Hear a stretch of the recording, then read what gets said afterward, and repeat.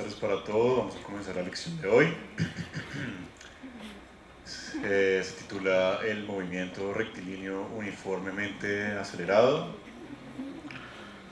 Podemos pasar la diapositiva, por favor, que como sus siglas lo indica, el MRUA, y hace referencia a un cuerpo que se desplaza en línea recta con aceleración constante. Entonces, dado que la aceleración es constante... Oiga, no, espere. No, bueno, es que yo creo que si usted pues sigue explicando ese tema así, pardito, de pronto no es tan conveniente porque, pues mire esas caras, ya nos va a aburrir a todos, ¿no? Yo casi que estoy convencido que en este planeta deben existir formas mucho más interesantes, mucho más buena ondas, más parchadas, para hablar del MRUA o para hablar de la ciencia en general. Pero ¿cuál es el problema? Que si nosotros no somos capaces de encontrar esas formas y tampoco de inventárnoslas, pues ahí es donde la situación se vuelve grave. Señoras y señores, jóvenes y jóvenes, la ciencia está en crisis. Perdimos la confianza. ¿Qué pasó? La situación es la siguiente. La forma de comunicar la ciencia es arcaica, es para unos pocos. Lleva cientos de años utilizando el mismo formato para comunicar la ciencia, el artículo científico, que solo leen los científicos. ¿Y qué pasa con el resto de la gente? No se entera. La forma de comunicar la ciencia no ha innovado, no se ha transformado, y los medios tampoco están haciendo la tarea. Porque si ustedes se ponen a pensar, pues todavía encontramos métodos y formas que al final se alejan mucho de los intereses de las personas, de nosotros. Y esto al final lo que está haciendo es alejar a la sociedad de poder tener ese ejercicio del pensamiento crítico. ¿Y esto por qué ocurre? Pues una de las razones es los nuevos medios masivos de comunicación. Ellos abrieron el mercado de la información, nos abrieron la puerta y eso está muy bien, ¿no? Porque podemos tener ese acceso que antes no teníamos.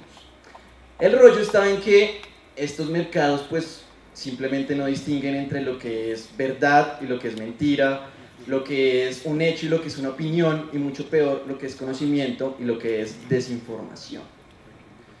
Entonces, si nos ponemos a pensar, nosotros perdimos el control de lo que es viral, de lo que es real. Y eso real es lo que por siglos y siglos se ha construido a través de la experimentación, a través de la prueba y del error. ¿Cómo combatimos esto? Pues un primer paso sería una forma de comunicar la ciencia que nos haga reír, que nos habla en un lenguaje cercano y fresco, que de pronto haga una parodia de los efectos del alcohol, pero luego explique la fisiología detrás. Una ciencia que nos muestre la ciencia de las cosas del día a día, de la ciencia lo coyuntural, que nos muestre de verdad que la ciencia está en todo.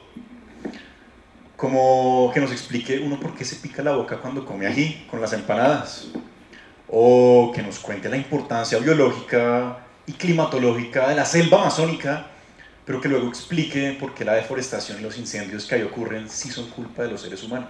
Sí, sería una ciencia entretenida, pero rigurosa. Una ciencia que nos ponga a reflexionar, una ciencia que nos ponga a pensar, a cuestionarnos, a ser conscientes de lo que nosotros podemos fallar o en los sesgos que podemos tener. Sería una ciencia humilde, claro, que reconozca sus errores, porque la ciencia se puede equivocar. Sería esa ciencia que cogiera todos estos formatos tan populares que están pegándole a la gente y que están llegando a nuestros sentidos. La sentiríamos muy de cerca con unos shows de ciencia en vivo que mezclen música, teatro y audiovisuales. La podríamos cantar con canciones de ciencia, con un buen rap, con ciencia. La podríamos leer con buenas historias de ciencia, historias para todo el mundo, parchaditas, pero rigurosas y basadas en evidencia. Nos llegaría por los oídos con el podcast. Nos llegaría por los ojos, con videos, imágenes, infografías. O como los gases de la cebolla que son los que nos hacen llorar. Cuando ustedes corten una cebolla, no solo están cortando sus capas, este cuchillo está haciendo una verdadera masacre celular. Y cuando liberamos esas células y las rompemos, pues claro, sustancias se mezclan y empiezan a subir por todos nuestros gases hasta nuestros ojos. Y hablando de ojos, esos gases llegan ahí, se mezclan con el líquido lubricante que recubre nuestros queridos ojos, y ahí se disuelven y producen pequeñas cantidades de ácido sulfúrico. ¿Quién lo iba a pensar? Y eso es lo que nos irrita los ojos. Ahí sí, claro, uno verá si llora o no, ¿no? El caso es que sería una ciencia que se pudiera aprovechar de estas narrativas como las de YouTube, por ejemplo. Narrativas como las de redes sociales. Narrativas poderosas que pueden hablar de cualquier cosa, pero funcionan muy bien porque le llegan a los sentimientos y a las sensaciones de la gente. Sería como tomarse un buen shot. ¿Qué? De ciencia, claro. Un shot que no produzca guayabo. Nosotros nos arriesgamos a eso, a contar la ciencia de una forma distinta, que aproveche justamente esos recursos y haga la ciencia atractiva. Pero ustedes dirán, muy chévere este cuento, contar la ciencia de una manera distinta, todo bien, sí, pero la tarea no está completa ahí. Por eso les vamos a proponer este ejercicio, que viajemos en el tiempo. ¿Alguna vez alguien decidió preguntarse por qué el sol se mueve? ¿Y ustedes qué creen que las personas alrededor de ese alguien le dijeron? ¡Mucho bruto, póngale cero! Claramente, qué ridículo, qué despropósito preguntarse sobre algo que es tan seguro. Pues es que el sol se mueve porque sí, porque ayer se movió, porque antes de ayer también se movió. Pero esas personas, ¿cómo sabían que el sol iba a salir mañana? ¿Qué les aseguraba eso? Bueno, pues si no hubiera sido por ese alguien, y claramente muchas personas que vienen en fila, Aristarco de Samos, nosotros quizás estaríamos viviendo en una época en que no entenderíamos qué es el planeta, los planetas de este sistema, los que se mueven alrededor del Sol. Y luego, en otra época, otro pelado se preguntó cómo... Oigan, ¿por qué las cosas se caen? ¿Quién sabe? Seguro los amigos dijeron, madre, que se burlaron de él por la aparente obviedad de la pregunta. Es obvio. Para ellos quizá era evidente que las cosas se caen. ¿Y la razón? Porque sí. O como dicen en la costa, porque ajá. Pero ninguna pregunta es obvia. Y de hecho, gracias a esta pregunta fue que pudimos demostrar que existe una fuerza universal llamada gravedad. Curiosidad. Curiosidad, señoras y señores. Preguntas. Ciencia. Buscar respuestas a esas preguntas que desafortunadamente han tenido unas respuestas clásicas. Porque sí. Porque ajá. Porque así es. O un simple, pues porque Dios lo quiso así. Pero sobre todo la ciencia es la capacidad de buscar respuestas a esas preguntas en la naturaleza misma, de leerla, de entenderla, de experimentar. Experimentar, ¿ah?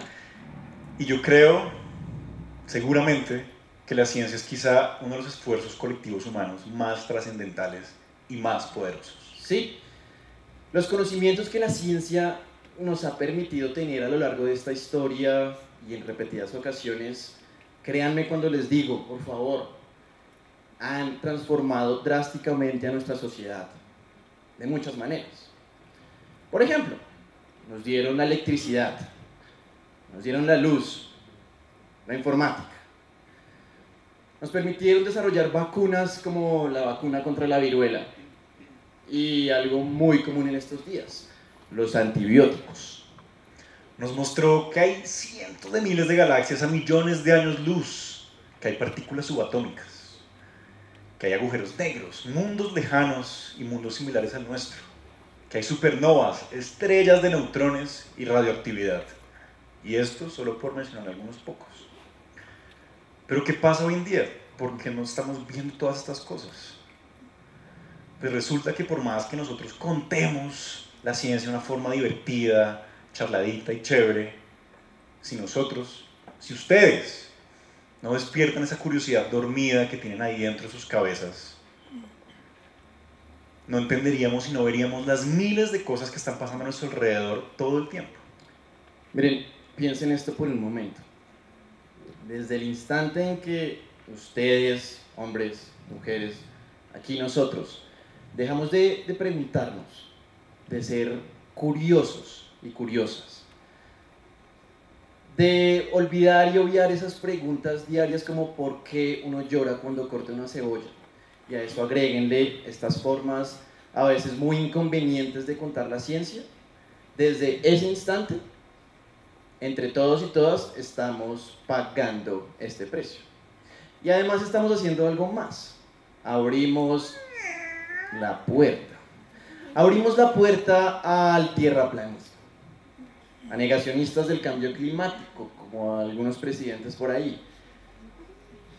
Y entonces, ¿qué va a pasar?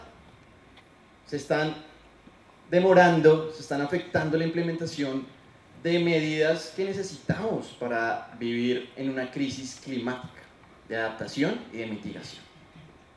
Estamos en un mundo en el que hay personas que no creen que hayamos llegado a la luna, de antivacunas, que según la OMS es una de las 10 principales amenazas para la salud en el mundo. Estamos llenos de pseudociencia y de desinformación. Y para esto hay que renacer.